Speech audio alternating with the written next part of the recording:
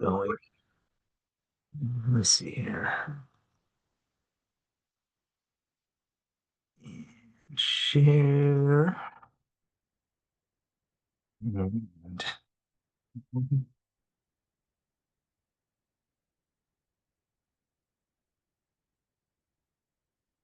can you see the screen? Yes. Welcome, everyone. Today we're going to be talking about the Cultivating Healthy Communities, Arts, Health, and Well-being in Rural Communities. This is a new project for us.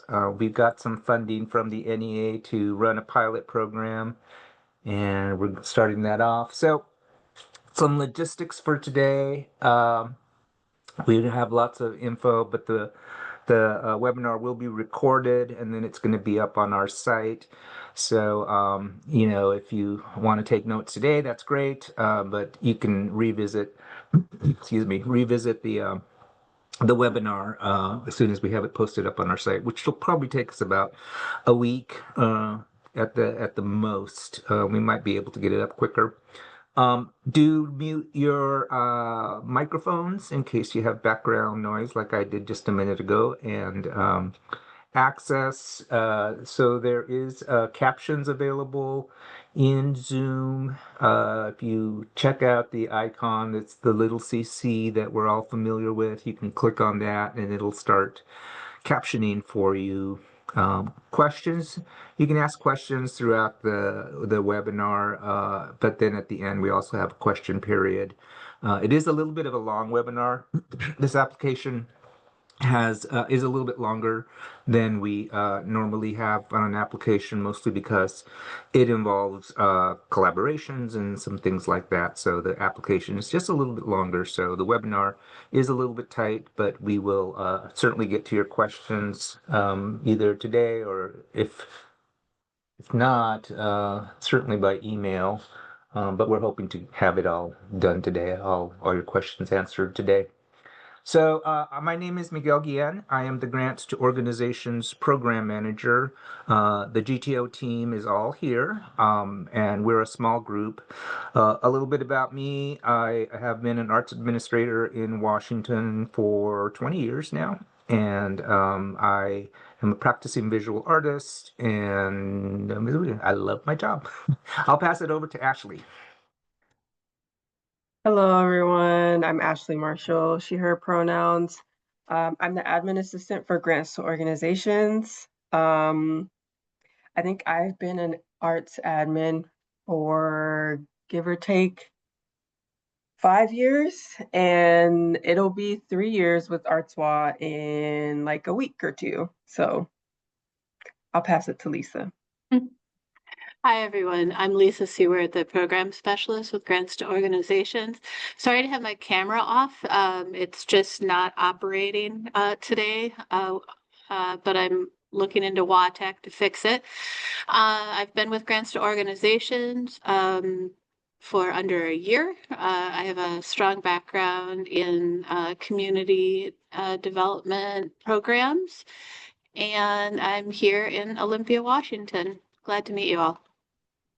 Thanks, Lisa and Ashley. Yeah, and I've been with the agency for 10 years now. Before that, I was 10 years in the private sector. It's doing the same thing, arts funding. All right, so let's move ahead. And so today's agenda, some grounding, a little bit of information about grants to organizations, and then a grant overview. And I'm looking off to the side because I got a screen over here. Grant purpose, eligibility timeline, and some frequently asked questions. Well, really only two that we want to cover with you. We're going to cover the evaluation criteria.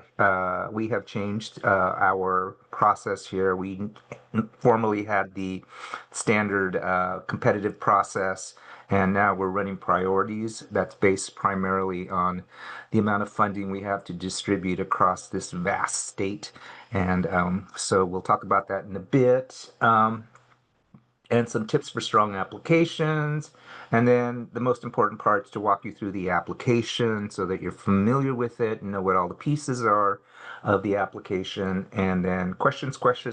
Whenever you have questions, you can put them in chat. You can wait till the end. I'm pretty sure we'll have time to do questions at the end. Some grounding. So, what are we, the Grants to Organizations program? We do grants. So, we're ArtsWA's primary granting arm in the agency. The primary types of grants we do are project support, general operating support, art service organization support. It's a very art service organization support is a very specialized grant for organizations that do professional development for arts professionals in Washington State. And then we do specialized grants like the kind that we're talking about today. We actually got some extra money from the National Endowment for the Arts to do this pilot program and then also do some America 250 grants. And so these are sort of extra um, grant programs for us, but they do fall under the project support header. Our funding mission is cultural equity, expand the creative economy, and supporting arts participation is our big one. We really are all about making sure that people have access to the arts and grants organizations. Excuse me. Some art project grant overview, since this grant is actually an art project grant.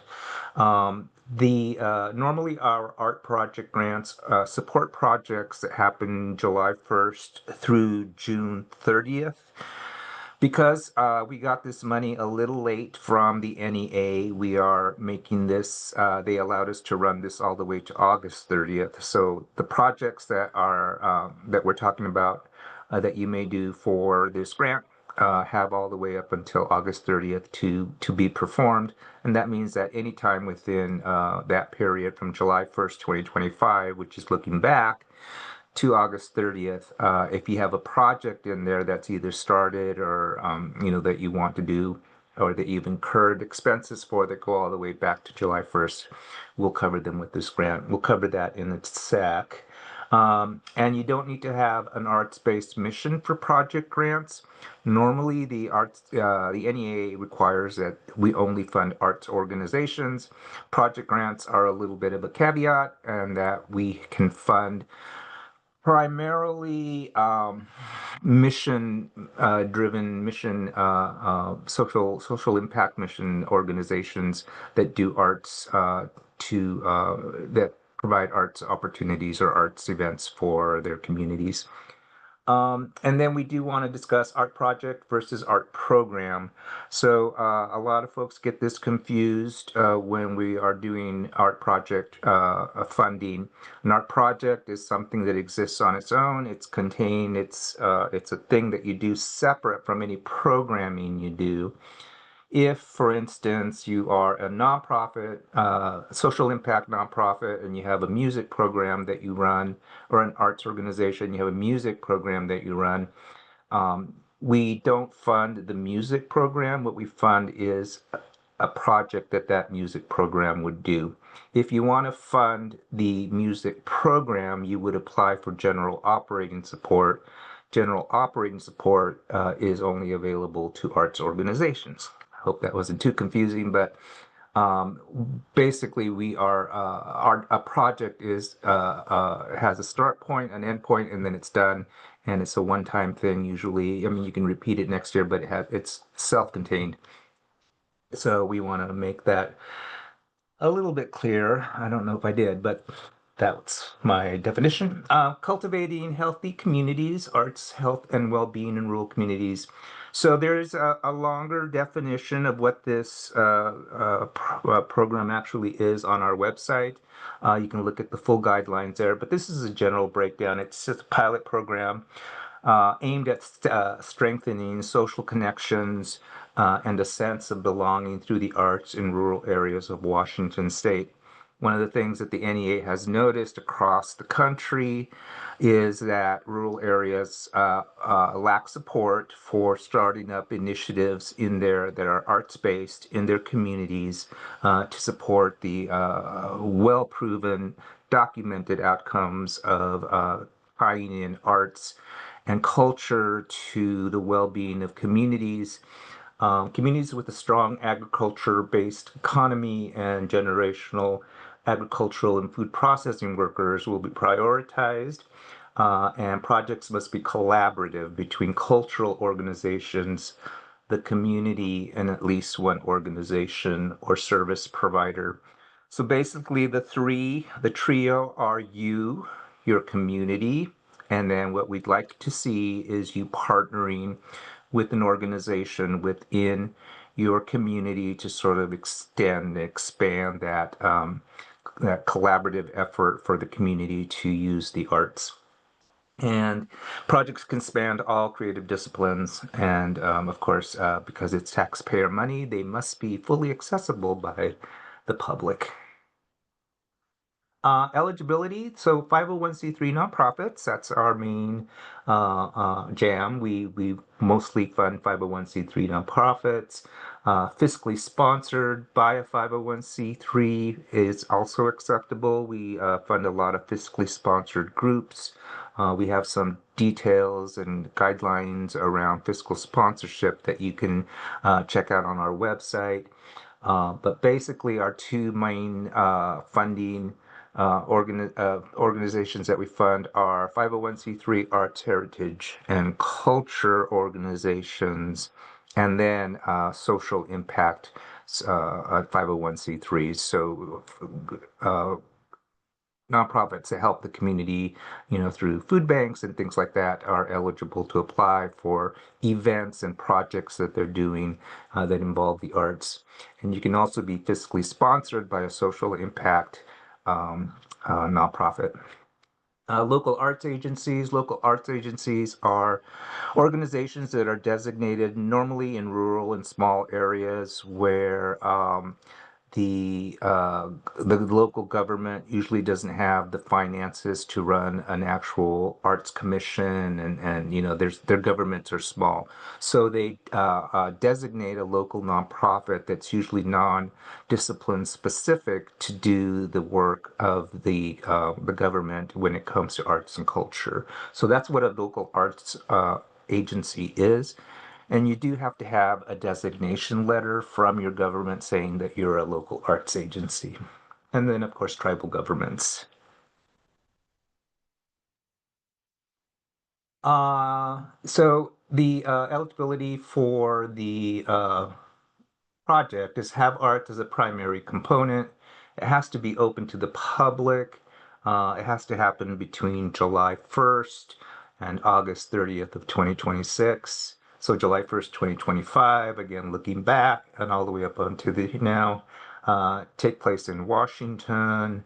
And the NEA requires that anybody that is issued a grant have some history producing an event. And not eligible, we don't fund individuals at ArtsWA. We only fund organizations. We don't fund for-profits. We don't fund government agencies, universities, and colleges, or academic departments in K through 12. And I want to be clear on that. We can fund those, but we just don't have enough funds to actually extend our funding into that arena. The reason we don't is because colleges, universities, and schools usually get other forms of public funding. And so, given our limited funds, we really have to sort of narrow the scope on who we can fund. And then there are particular expenses that are allowable, and you can check that document out on our website, and it'll show you the types of expenses that we are allowed to cover with grants. The application period, it opened October 3rd and it closes November 17th at 5 p.m. A lot of folks think it closes at noon or at midnight, and it doesn't. And so it does close at 5. That gives us, as you saw, we're a small team. We get a lot of applications. Closing it at 5 is really advantageous to us because we are able to gather up the information and pull reports a lot quicker. A lot of times when it closes at midnight, it actually ends up extending into the next day because anybody that was applying prior to 5 or after 5 didn't have customer support. So a lot of times we end up spending the next day helping the folks that were applying after 5.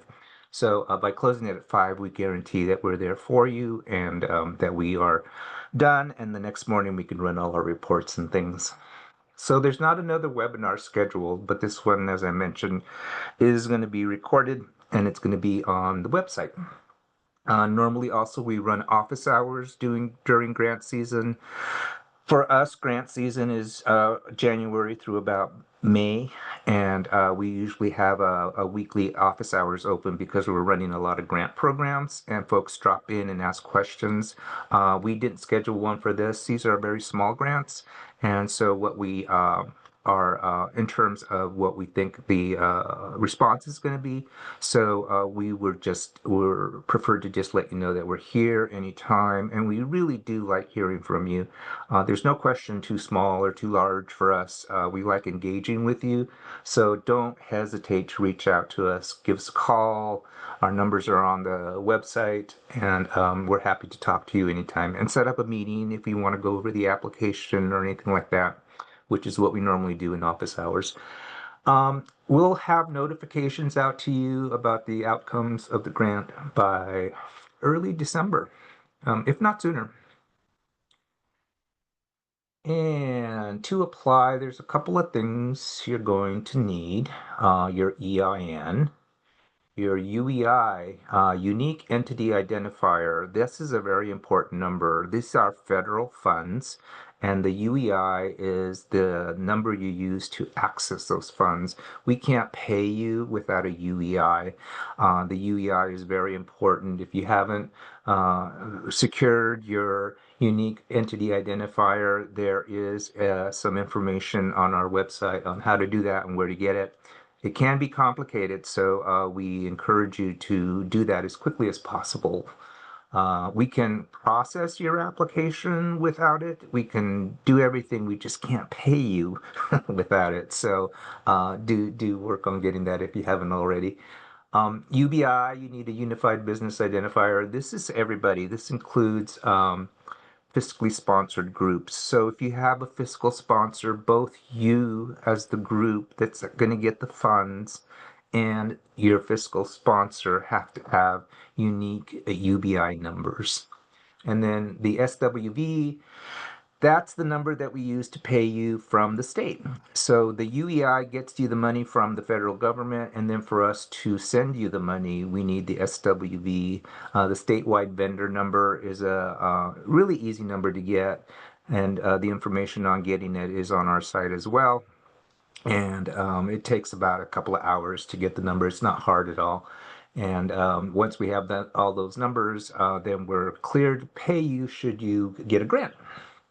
And we do need grant contact information, authorizing official contact, and UBI. These are important things in the application. You'll see them as we go through where those are required. And they tell us both who, if you're fiscally sponsored, who the contact person is in your fiscal sponsor, and then who the contact person is within your group. Accessibility is important to us here, and we work on that a lot. Accessibility is expensive, and we understand that a lot of organizations do their best, and we do work with you on that. But we do have resources. We have an accessibility coordinator. She can answer a lot of questions about accessibility, not about this grant specifically. She works in another department and has her own programs. But she is our guru on accessibility questions, and she has set up a lot of some links on the site that will take you to different places. Mostly all our information about our grants, about accessibility when it comes to accessing our grants, is from the National Endowment for the Arts. So there's a link there, and I understand you can't link, but the address is below.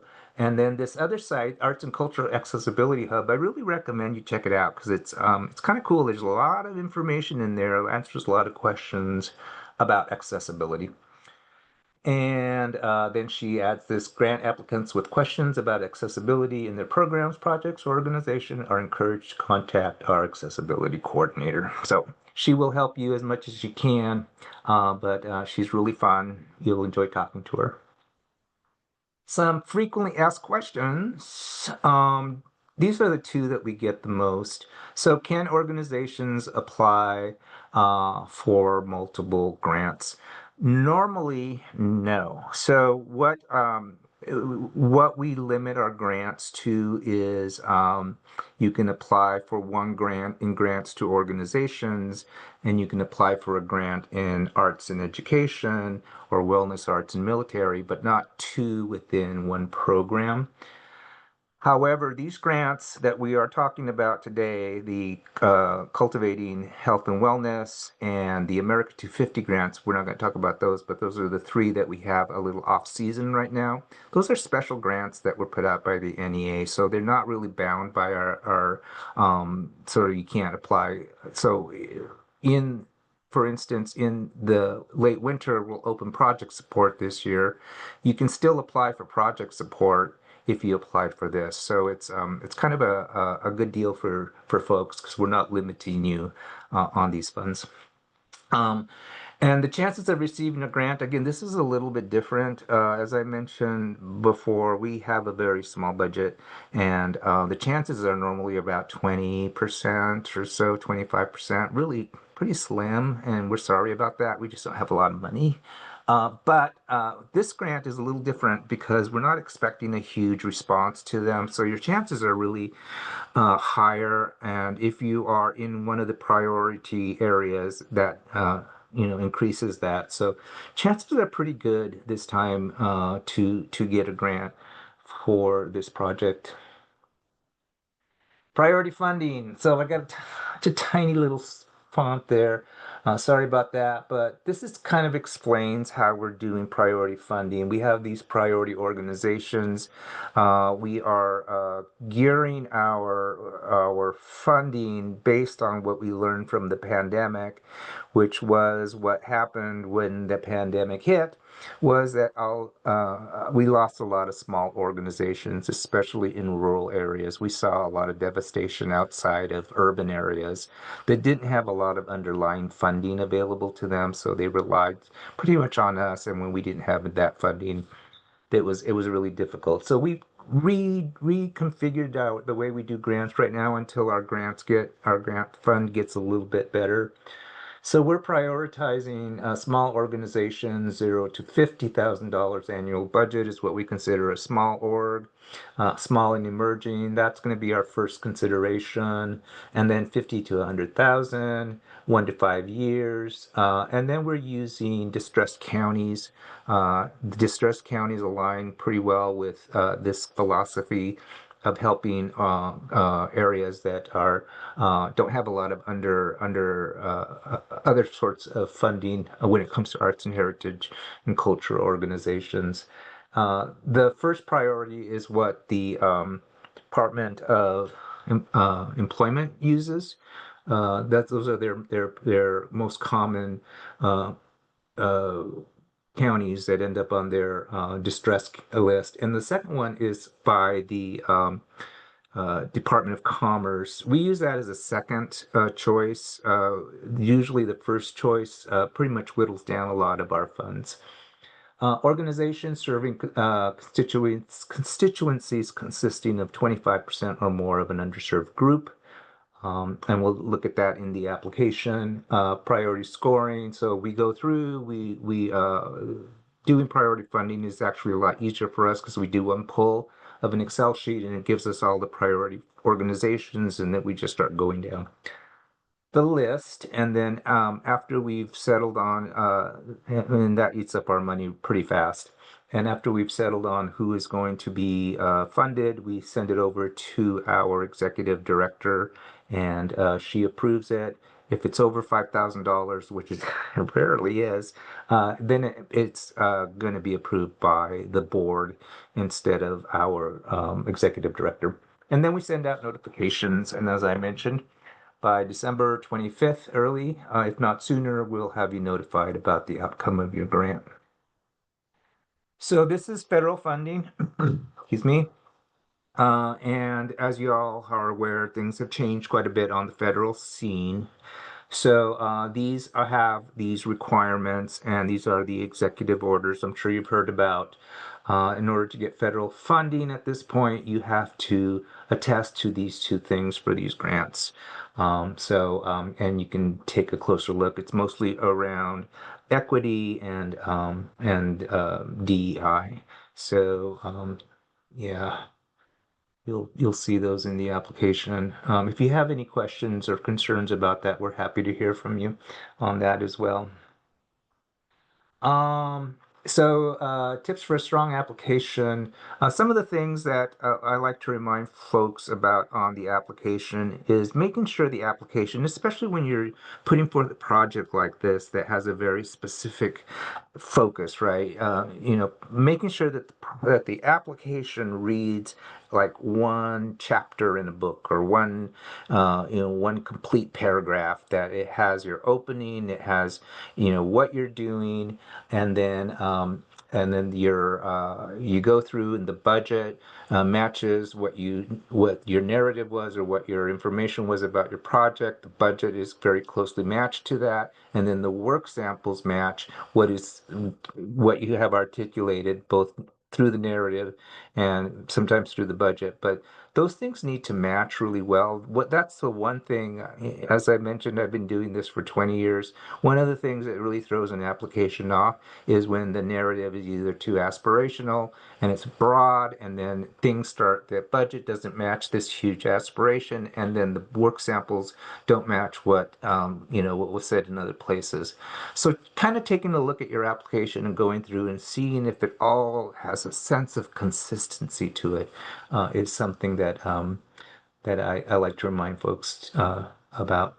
And there's going to be places to link and some video and audio. And when we get to the application, you'll see what we're talking about there. And then budget, again, it's just like your narrative. It's just like words. Budget numbers are telling a story. That story has to match in some to a good degree what it was that you were describing in your narrative. These things, when they go off, especially, in our situation, it's priority based. But if you're putting in an application and it's going to go to a panel, that panel is going to pick that thing apart. And when these things don't match, I've seen horror stories. A really good project, it wasn't narrated well, the budget didn't match, things were a little bit off, and panelists, you have like five individuals are all going to have a different opinion of that, and your score starts to go down. So it's just your narrative and numbers, and we'll talk about that in the application, which we're going to go to right now. So let me switch over, stop sharing for just a second. And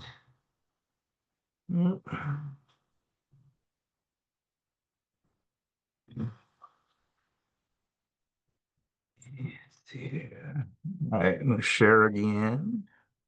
Mhm.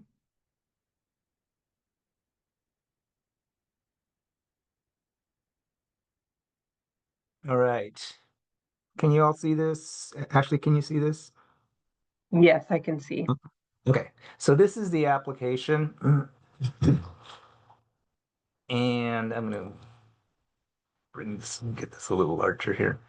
This is the application. It gives you a little bit of purpose of the funding, and you'll see more information on this. And it's got the priorities that we're looking at, and some general information at the beginning.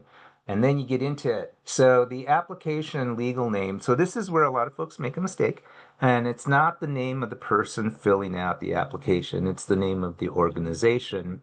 And then additionally, if you're fiscally sponsored, we want your organization's name here as opposed to the fiscal sponsor. So really what we're trying to track here is who the applicant organization is. So we want to, when you have a fiscal sponsor, sometimes we end up, for instance, Shunpike is one of our primary fiscal sponsors, and we end up with a bunch of Shunpike applications, and it gets a little confusing. So this is your organization's name, the organization that's going to receive the funding. And then if you got a DBA, it goes there. Mission statement, again, what we're looking for here is your mission statement as an organization, as the funded group, the group that's going to use the money. We want to know what your mission statement is. Mission statements are very important to the NEA. Our funder is the NEA, as I've mentioned a few times. Mission statements are how they determine, when they're scrutinizing, we get audited a lot, when they're scrutinizing, they look at mission statements to determine that the organization had an arts, heritage, or culture mission. So it's important for us to see this or something along those lines. Um, and then a link to your website, mission statement. So what we want a lot of times, what we've seen, well, not a lot of times, but more often than we'd like, we've seen organizations develop a mission statement for the application. And so we are asking for some verification by linking us to some place where you've used your mission statement. We want to make sure that it's, again, our funders are adamant about that. And so we need to be on that too. And then we start asking you questions that begin the pull for the priorities. So 1 to 5 years is our organization. That's our first priority, and then over 5 years is our second priority. So that's kind of what's shaping the questions that we're asking. And then you come to your organization type. So these are going to open up different parts of the application. If you're a fiscally sponsored group, it's going to open up the section that's about your fiscal sponsor. This information about your fiscal sponsor is self-contained. We want that information all in one spot, and that's why it opens up. But also, the mission statement and all that stuff is reflected in here. But other than that, it's pretty much the same application. Local arts agencies, we're going to ask for your designation document. Nonprofit are most common. Tribal, we're going to ask what tribe you're representing, if you're authorized to represent them, and things like that. But let's go with nonprofit because it's the most common. So the first thing we're going to ask you for is your letter of determination. And that's the letter that the IRS issued you when you first became a 501c3. And a lot of organizations that have been around some organizations that have been around for a while often misfile that, they lose it. You can get a copy pretty easily from the IRS website. Just go in there and type into the search tool letter of determination copy, and it'll take you right to where you need to be. And we do accept applications from faith-based organizations. There is a specific rule around that and about the type of project you can do. Basically, we want to make sure that you're not proselytizing and things like that. So because of the laws around establishment. Okay, so then we get into the application. We want to make sure that the following information is about the applicant organization. This gets a little confusing for fiscally sponsored folks, but the applicant organization, or who we feel we're actually working with directly other than contractually, which is what the fiscal sponsor does, is you, the people that are using the money. This is where we want to collect information and build data and things like that. So we're talking about you here and the organization that's actually going to receive the funds. So your website, your physical address where you are located. If you don't have a physical location, a lot of smaller groups don't, then the next thing is where you receive your business mail. But we have to anchor you somewhere for the application. And your mailing address, and then the county is really important for us. What we're looking for here is the county where you're physically located or where you receive your business mail. We need to anchor you for data collection.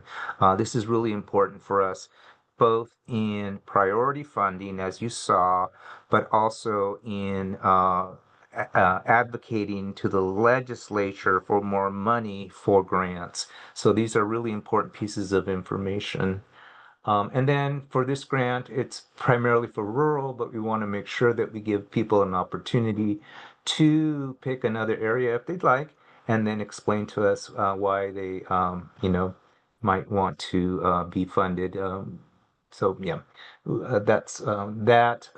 Your legislative district, we're going to be asking this all the time now in all our applications.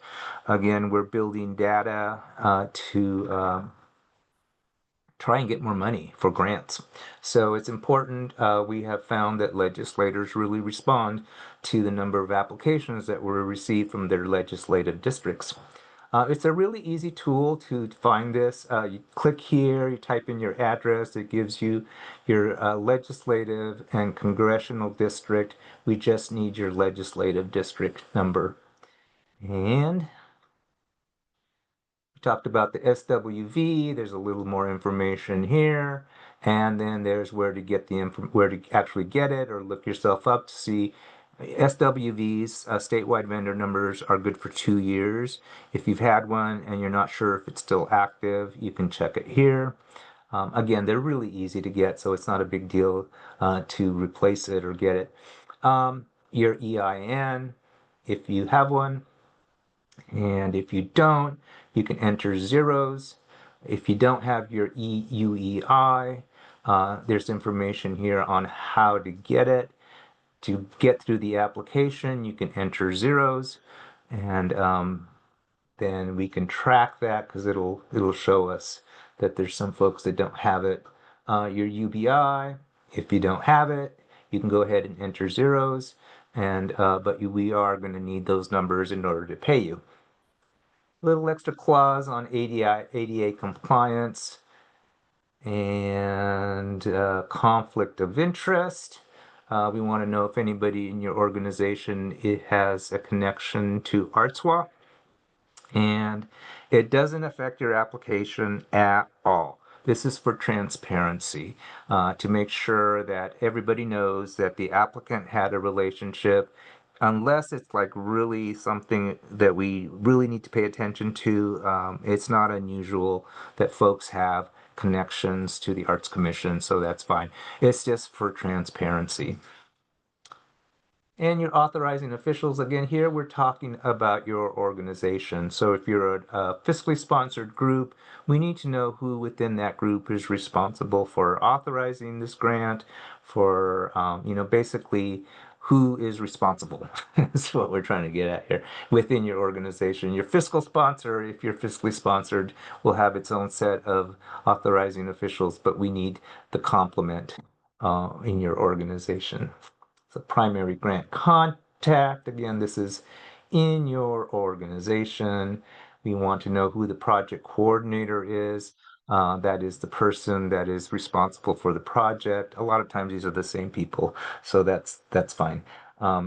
So let me get into your budget. And we want to categorize the applicants by their budget, as I mentioned earlier. It has to do with priorities. And then we kind of go down the list here. A lot of our stuff will get eaten up at the very beginning. There's just a lot of small orgs in Washington, which is great. So we want your budget.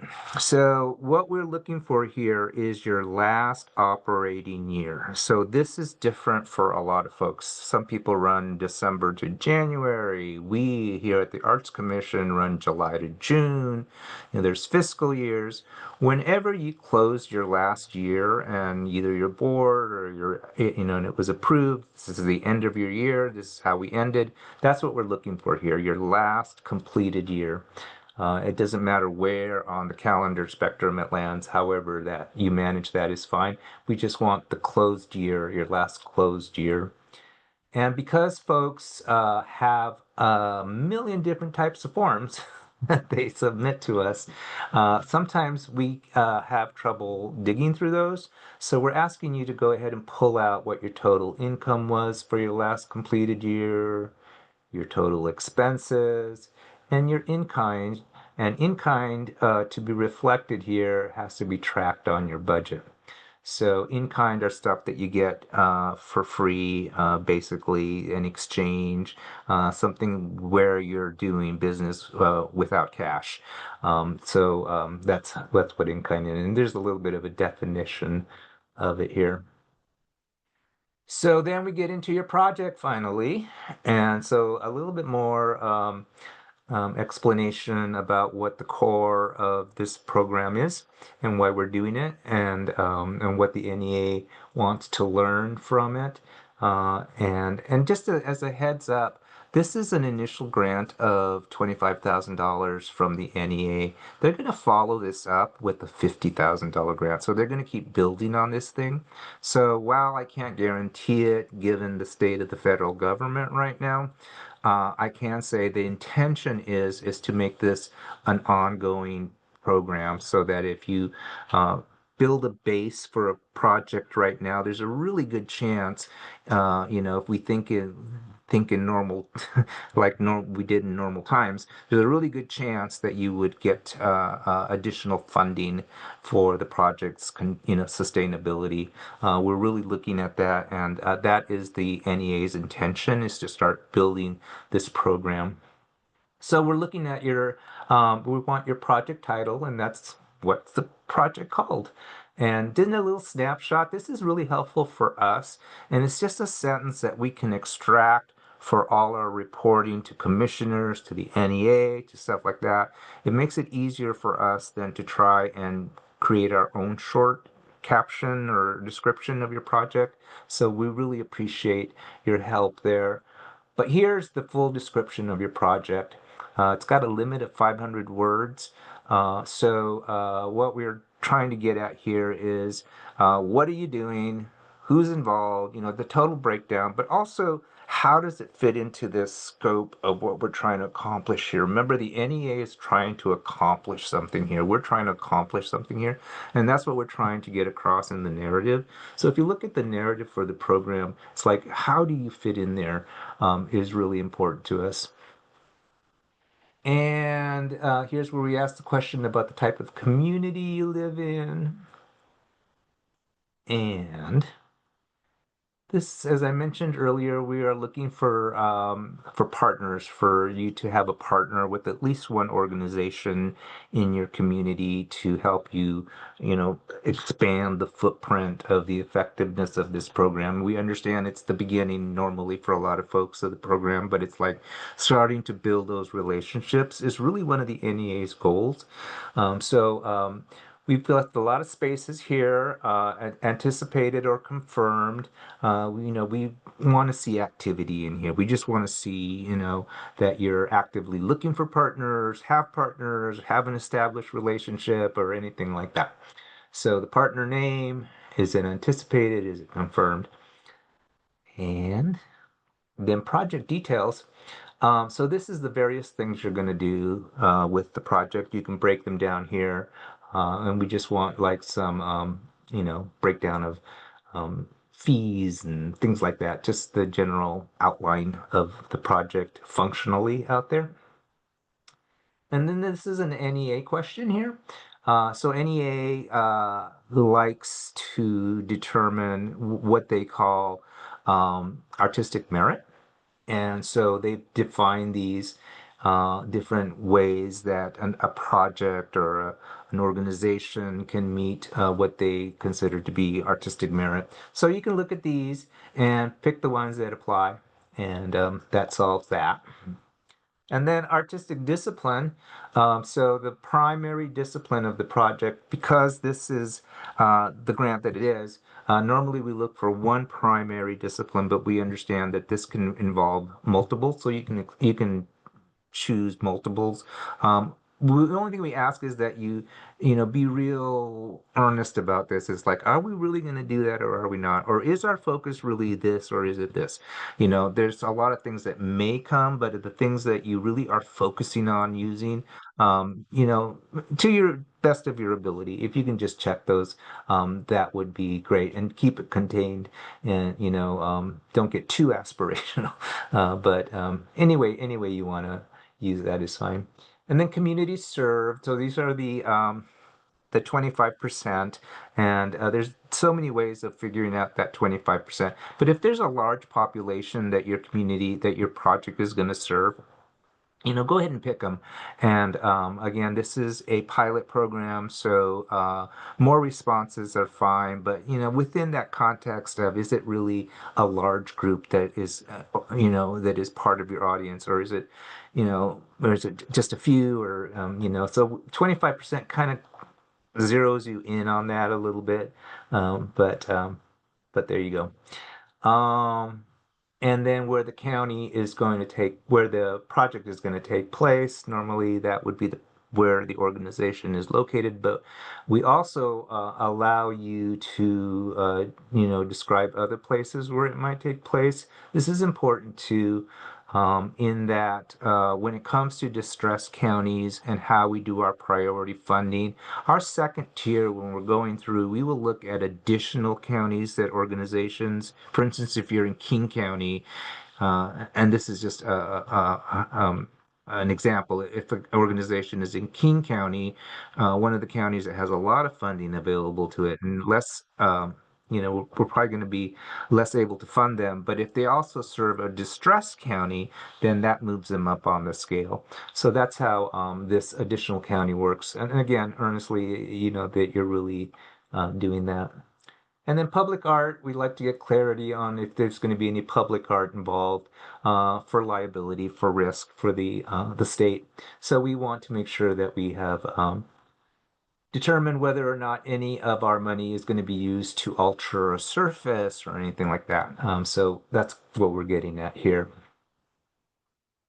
In your project budget, um, this is what we can and cannot fund, and this will break down generally the types of things that we can and cannot fund. So individuals and such. So yeah. And um, we get into your budget. You're going to ask for $5,000, I'm sure. But you request the amount you want here. That gets you started. And then we have a pretty standard income table. This will be your $5,000 or whatever you're asking from us here. And then anything else that's bringing money into the project, you can list there. And then we ask you to extract the total income for your project. Again, these are to make our job a little easier. It's a pull, and it helps us very much. So thank you for that. Expenses, we have a couple of extra lines down here for expenses that you can add stuff. These tables, you can't put numbers or you can't put letters or special characters in here because it'll mess up the formula. So just numbers here. Staff administrative, staff arts, production, technical, all these things that might be involved with your project.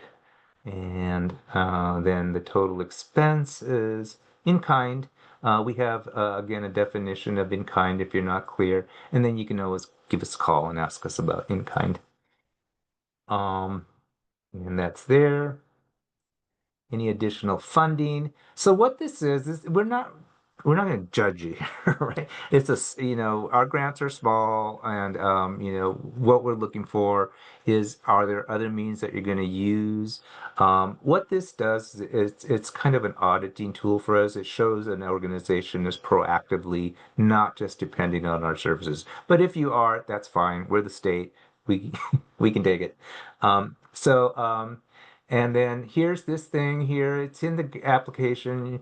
You're going to want to check it. But as I mentioned earlier, this grant is a little bit different in that we're not going to stop you from applying in the future during this fiscal year when for other grants.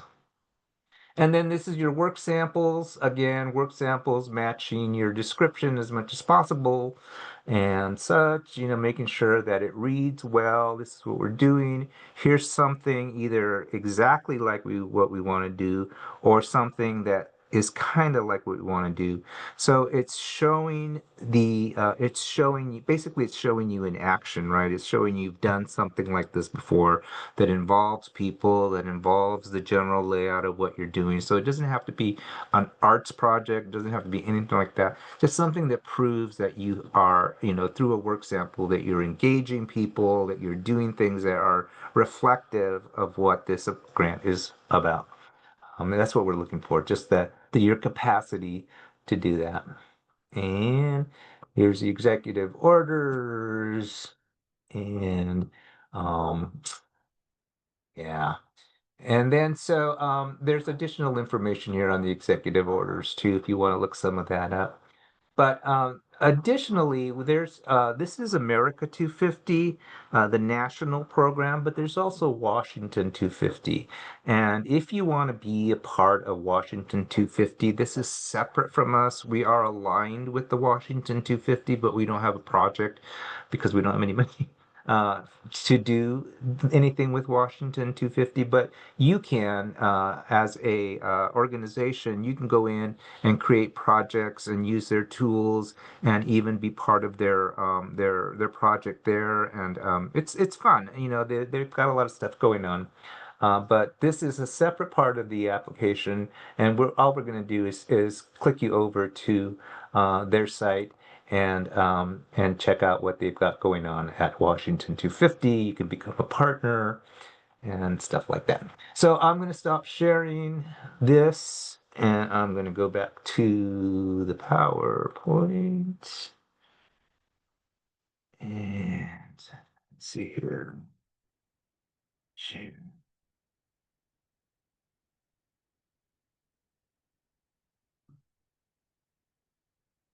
All right. Ashley, are you seeing it? Yes, I can see now. Okay. So right, that was the submittable application. The main information, and then we're just going to close up here. How did we do it on time?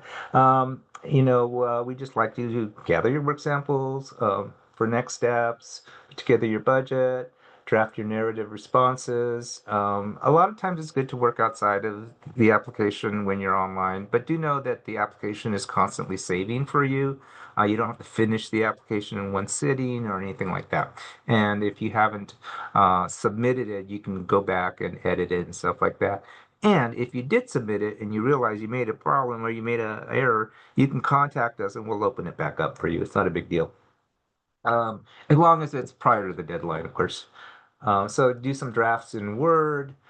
Reach out to us if you need help. Like I said, we're always happy to hear from you. And submit your application by 5 p.m. on November 17th. And that is it. Our contact information is here. Primarily, Ashley and I will be helping you with this program, but Lisa's not escaping either. She's going to help us too. So, yeah, that's it. All right. Any questions?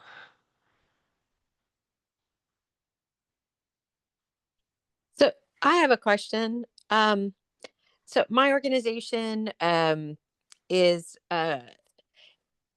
it's it's kind of broad in terms of being, a community, um, an organization focused on building community, especially with focus on families. But then we have kind of our biggest project as part of our nonprofit is Kids Read Books, which used to be fiscally sponsored, and now I guess you consider it fiscally sponsored by us, but it's more part of us.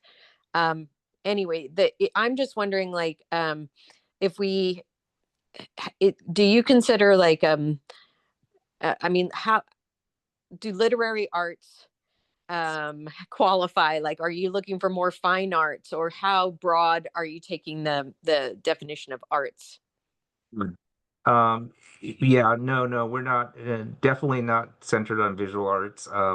Literary arts is fine. What you described is beautiful. We would love to help support that. So your organization, when you mention it as a group, it's a 501(c)(3)? Yes. Oh, okay. Yeah. Yeah, that's cool. You guys, yeah, just, it sounds like a good project. Oh, that's great. Yeah, we want to do something, a project that involves story sharing with the kids, getting stories from the seniors at our Heritage Oh, House. So there is some, history and the humanities aspect. intergenerational. We're all for it. Absolutely. Yeah, especially these days, kids need to learn to communicate and tell their stories. Yeah, very important work. Yep, yep, Fantastic. Thank yep. you. hmm Any other questions? Otherwise, I will give you 4 minutes of your day back. Thanks for joining us, everybody. We're recording, as I mentioned. It's going to be up on our website as soon as we can get all that cleaned up, and add the link so you can come back and do this again. So, all right.